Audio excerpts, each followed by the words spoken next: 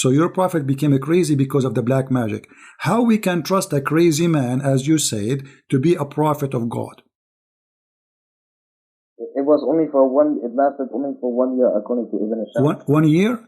Okay, 1 year. How many Quran he made when he was?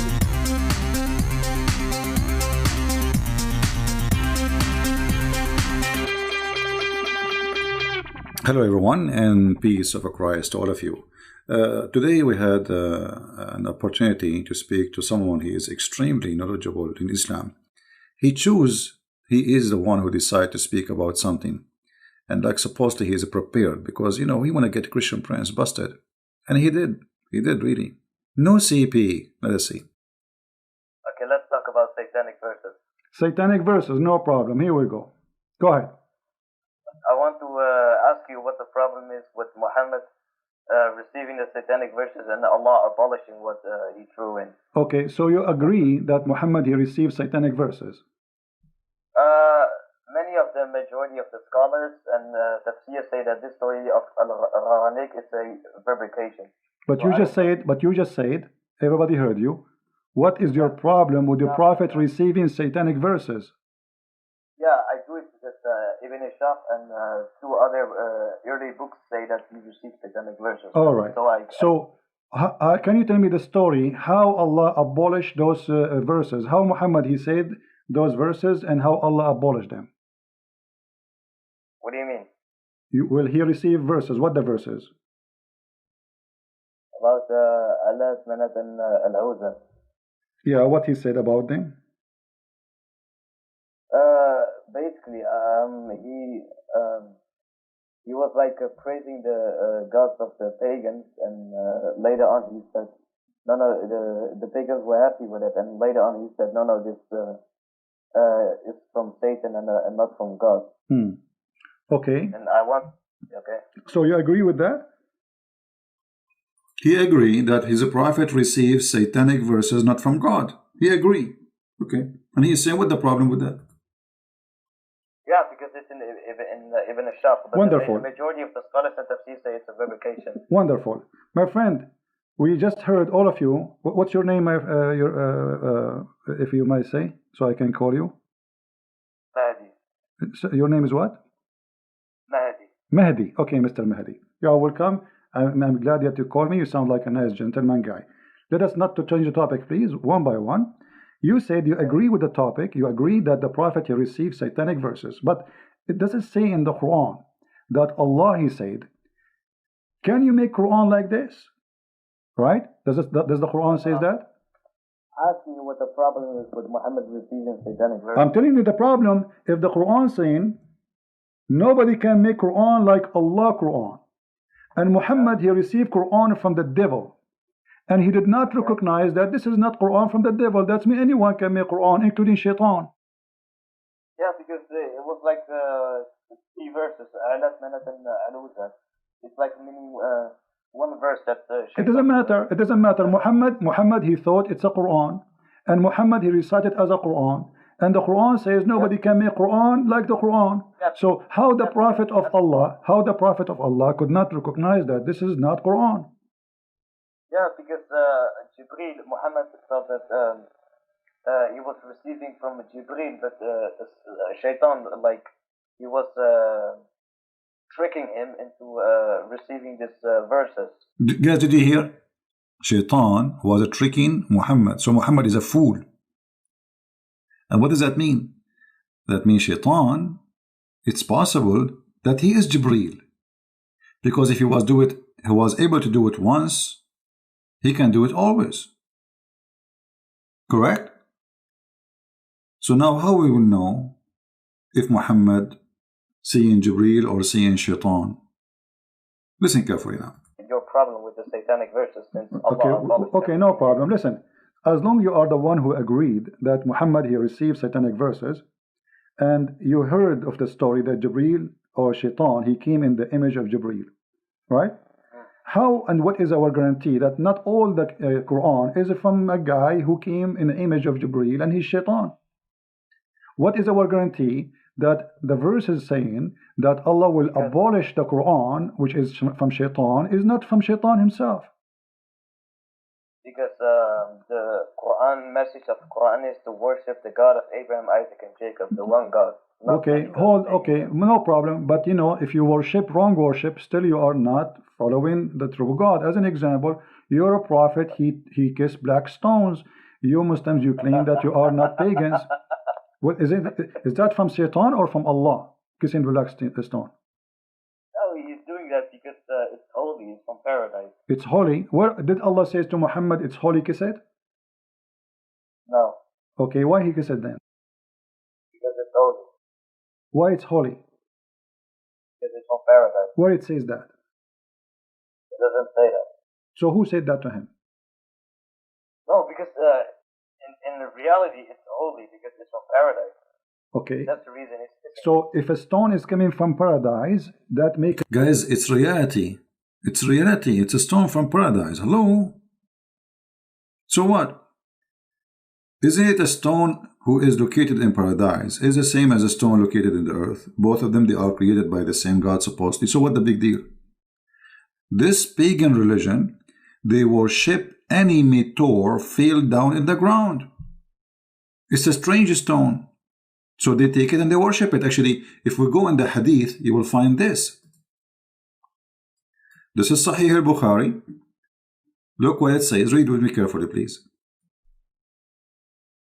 We used to worship stones, and when we find a better stone than the first one, we would throw the first one and take the later.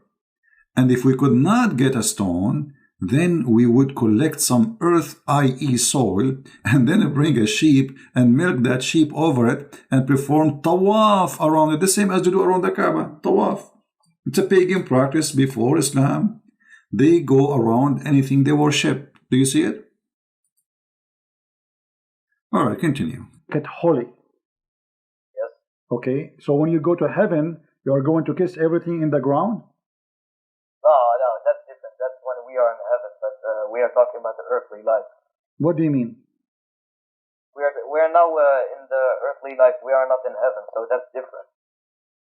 What? So what? If it's a stone from heaven, I mean it's a stone, and kissing a stone will make you a pagan person. Let me ask you, did this stone have a duty or it's useless? What? What do you mean? The stone, you see, we are talking about Muhammad receiving satanic verses, and obviously Muhammad, he received a lot of satanic verses. One of them is the kissing the black stone. So this stone, is it useless or useful? If you touch it, then Allah on the day of judgment will forgive your sin. Okay, guys, if you touch the stone, Allah will forgive your sin. All right. The hadith says, if you touch the stone and the Yemeni corner... Did you hear it? Did you hear it? What is this? If you touch the stone, Allah forgive your sin? This is what they say to us, Islam, worshipping one God, and etc. Islam is nothing but a cult. Let us continue. If you touch the stone and the Yemeni corner, Allah, He erase your sin.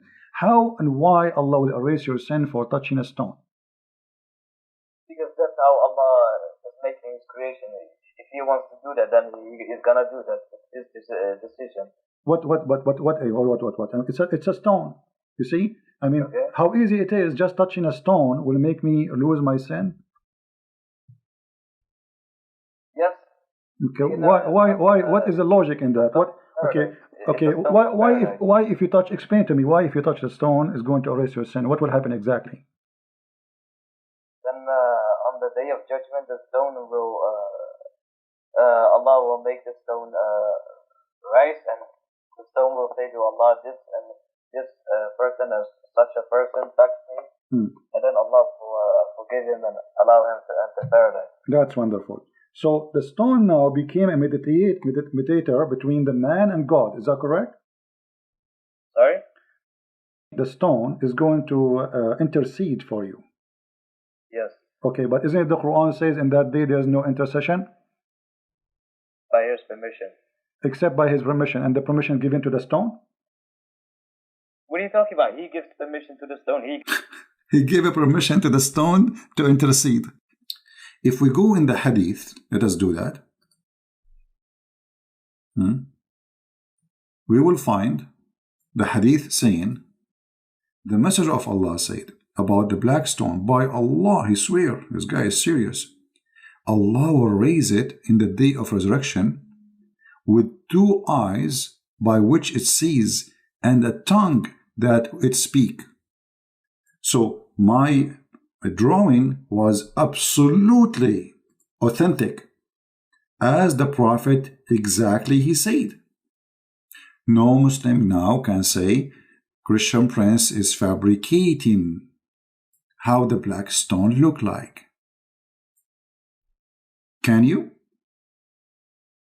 So now we have clear evidence of what Muhammad said, and this Muslim, Muhammadan, he was agreeing, yes, the black stone is going to come in the judgment day.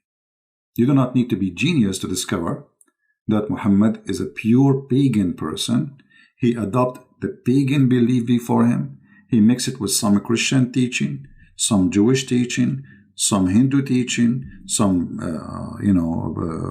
Sabian teaching, which stars, and then that is Islam. Yet they claim that there are people who follow Abraham. No, Abraham, he taught you there's stones, you kissed them, and they have tongues and eyes, and they will witness for you. This is what Abraham, he taught you?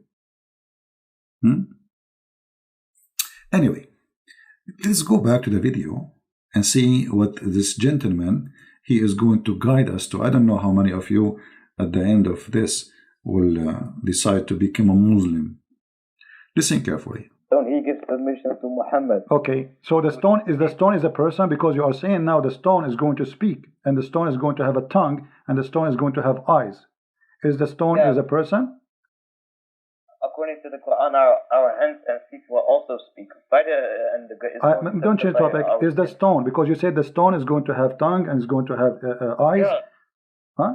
Yeah, the same for Allah says in the Quran that our hands and feet will, on the day of judgment, will speak. And maybe this is metaphorical, but the stone literally is going to speak, correct? It is not. Okay, not metaphorically, no problem. Okay, no problem. Guys, it's not metaphorically. So his feet, this guy, he believes his feet is going to talk. It's not metaphorically. I was helping him. I was giving him a hand. His feet was going to talk. This is what he believed. He said it's not metaphorically. It's true. So when you go to Allah, so now look, we have many witnesses. We have your feet, your hands, and this is not metaphorically, Yeah. The Messiah, he said, this stone will witness for you. But he was talking about what? It's like, everything around you will witness in the judgment day. You cannot run away from what you did and what you said. Everything around you witness, but doesn't mean that the stone is going to talk. The Muslim, they believe in that literally, not metaphorically. Now, different Muslim, he will call me, he will say the opposite. He will say it's metaphorically. Why? Depending on the Muslim, how honest he is. This guy is being honest. Let us see. Not metaphorically. So the stone is going to witness for you in the day of judgment. Witness to whom? About what? Isn't Allah knowing everything?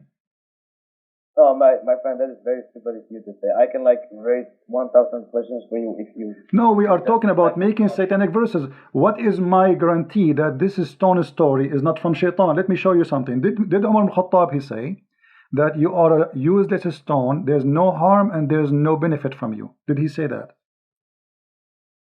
He said if Prophet would have not kissed it, I would have not kissed it. Thank you very much. But he said, you are a useless, harmless stone. Yes or not?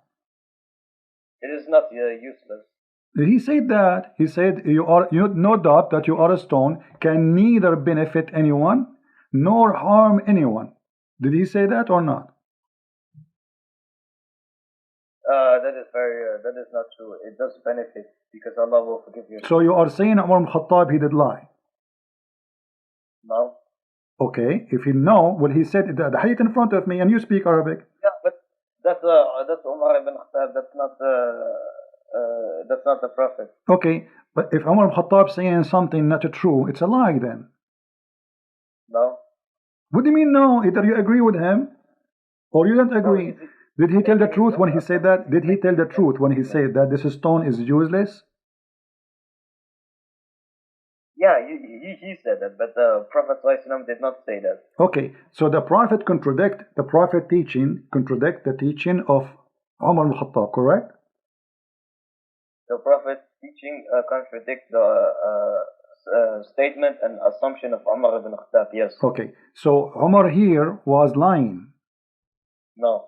What he was doing then? He made his own assumption. Okay, how a person who is living in the time of the Prophet all this time, he thought that the stone is useless, and now he is practicing kissing a stone, yet he knew it's useless. Why? How come nobody? How come none of the Muslims says to him, "Don't say that. It's useful." Because the stone, it's literally a stone. It doesn't, like, it will benefit us, but Umar ibn Khattab wasn't talking about this benefit on forgiving sins on the day of judgment. He was talking about benefit of that the stone is like a stone. It doesn't do anything to anything. Okay, hold on. He is saying, unless because the Prophet, he kissed you, I'm kissing you. He is saying you why he is saying it's useless. Kissing you is useless. So this is about now and later. Kissing you is useless. But you said the one who touched the black stone is going to witness for him in the day of judgment. Umar al-Khattab is getting your Prophet busted, saying it's not true. It's a lie. It's just a stone. No, he's making his own assumption. Assumption. So he is making false assumption, correct? His assumption is not true, no. Yeah, it's a false assumption. So let me go. So if we go in the Quran, it says that Allah. Do you notice he is struggling? He don't dare to say Umar is lying. But the fact Umar is not lying, is saying the truth. This is a stone is useless. Nobody dare to say Umar was telling a lie here. But Umar here is totally contradicting Muhammad's teaching. And how Umar became a caliphate, and how Umar is a leader and his companion, and yet he did not know what Muhammad said. How Umar have wrong understanding. There's no way.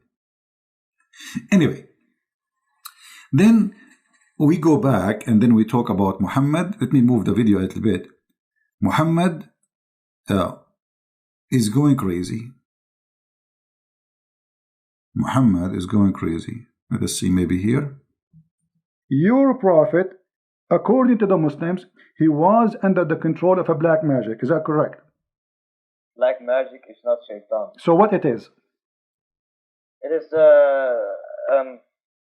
magic revealed by Harud and Marut. It has nothing to do with shaitan. Okay, so your God Allah, he sent two angels to open a school of Harry Potter, and they teach magic. But who is the one who will use? You are the one saying that to me. Why you are laughing?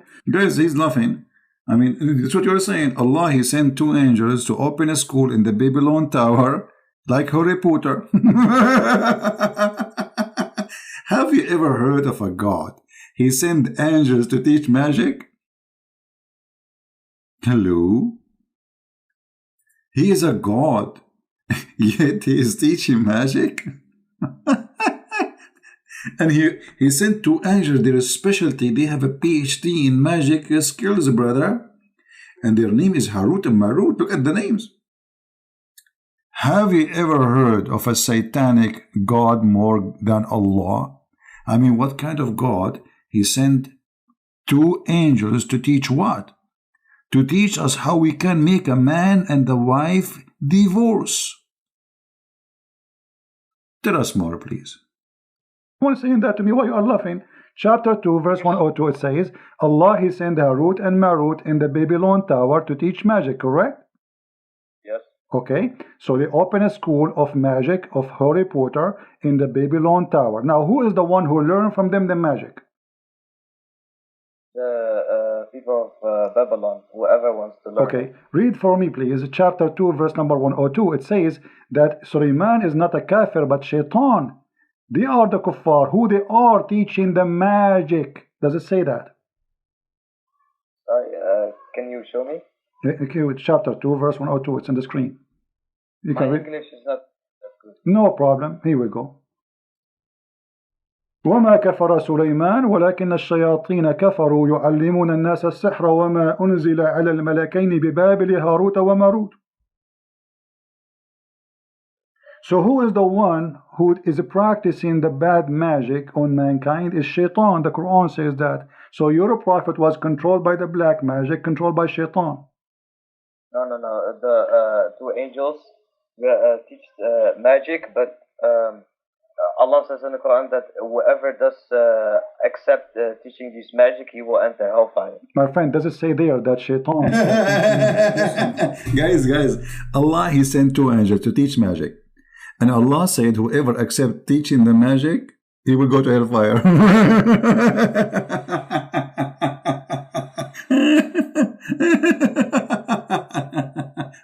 So, if you accept me teaching you magic, I will send you to hellfire.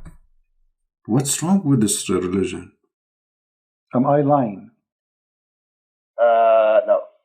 Okay. No what? No, but Habibi, I will call you back in just 2 minutes.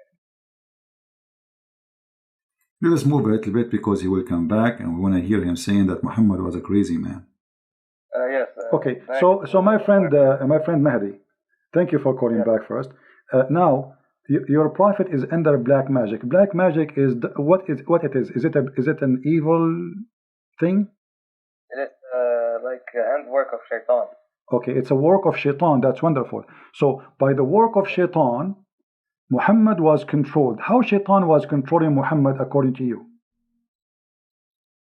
No, black magic. It was controlled. It was okay, but the black magic. Why? Is it okay? Is this magic is good or evil? I'm gonna explain. If someone wants to use black magic, he can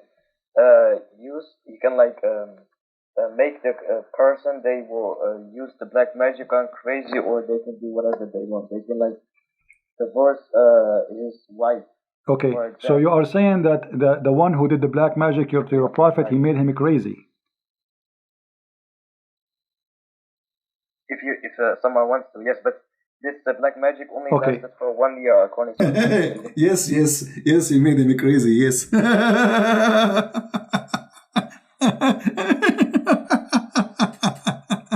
Unbelievable.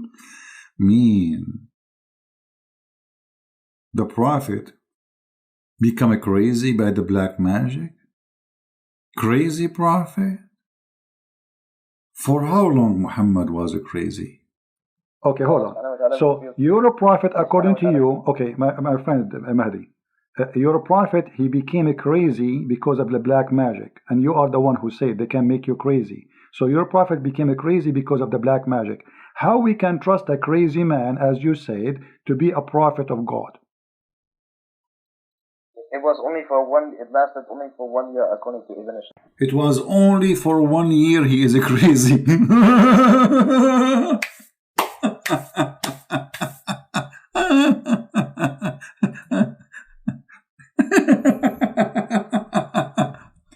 Christian Prince, what are you talking about? He was only crazy for 1 year. It's only 1 year, man. He was not crazy all the time. So now he is a prophet, and now he is crazy, and he is going to Havana.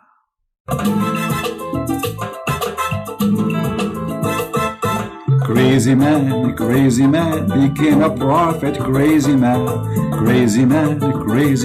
became a prophet. Crazy man became a prophet. Crazy man became a prophet. Hey, it's official now. So I want people to take this recording and share it around. The Muslims agreeing that their prophet is crazy. But he was only crazy for 1 year. It's just 1 year, Christian Prince.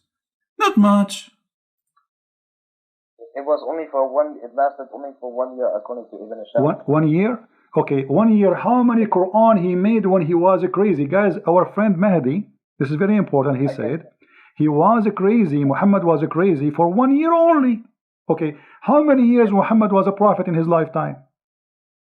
23 years. 23 years. So we can say... Guys, we have to be honest here. I mean, come on. The prophet was crazy only for 1 year. I mean, what a big deal. So he was crazy for 1 year, and he was a fool for the rest of the years. Me.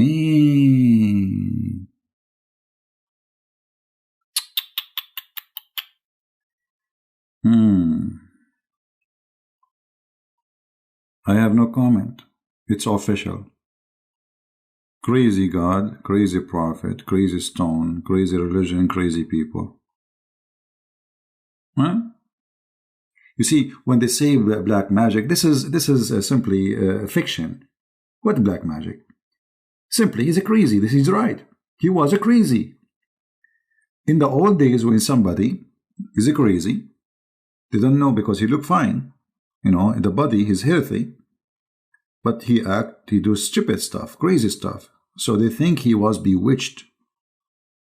So the Muslims agreed now that two things happened to Muhammad. He was bewitched and he was a crazy. And as long they agree that bewitching is something evil and it's from the devil, that means Muhammad was controlled by shaitan, if you believe in bewitching. If you don't believe in bewitching, well, Muhammad obviously is mentally ill, and the guy, he agreed. He said his prophet was a crazy only for 1 year. What happened at the end of the year? And not only that, he said to us that Allah, he helped Muhammad and he get him out from the black magic. But how? Listen carefully. So during the 1 year of Muhammad being crazy, according to you, how many chapters Muhammad he made? But he was crazy.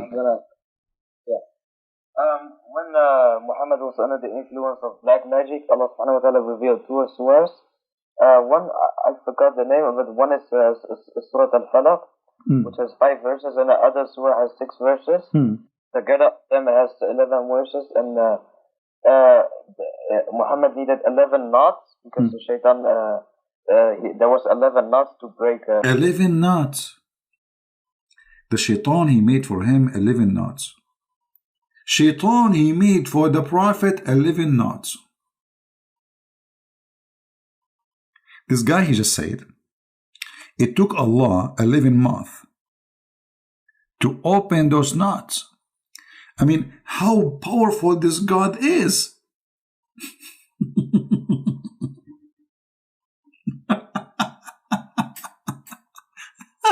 Why Allah is so slow? Why it's taking Allah 11 months to open 11 knots? I can open them in 15 minutes maximum. 11 months to open a knot. This is a nutty story.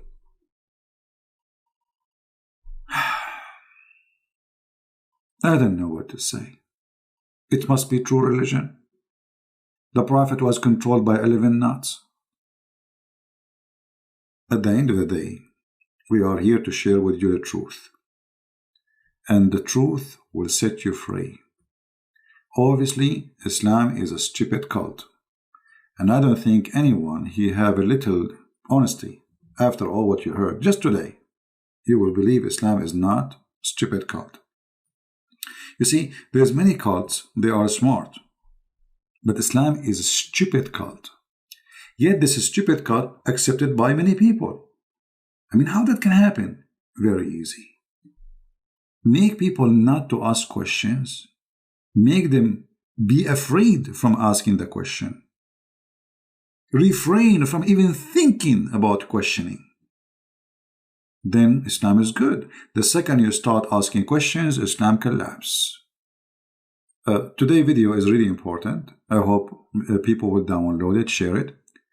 Because at the end of the day, maybe now you learned, but there is somebody else who needs you to save him. Muslims, they try to deceive youth, teenagers.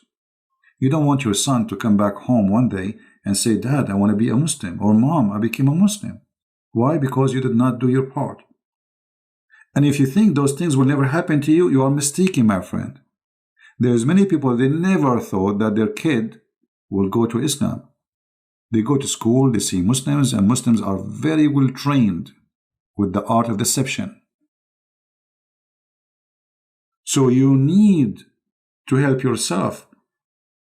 It's your duty to save your family. At least save your family. I mean, come on. There's millions on the internet posting videos lying about Islam, including people claim to be Christians. So your family, they are in a risk of deception. You heard the story of the guy from Australia who found suddenly a video on YouTube that his son, who is 16 years old, joined ISIS and he commits suicide bombing. How sad. 16 years old kid. They destroyed him. Literally destroyed him. Why? Because his parents did not take time to explain to him that Islam is a dangerous, filthy cult. So it might be Islam is funny and is stupid, but Islam is dangerous.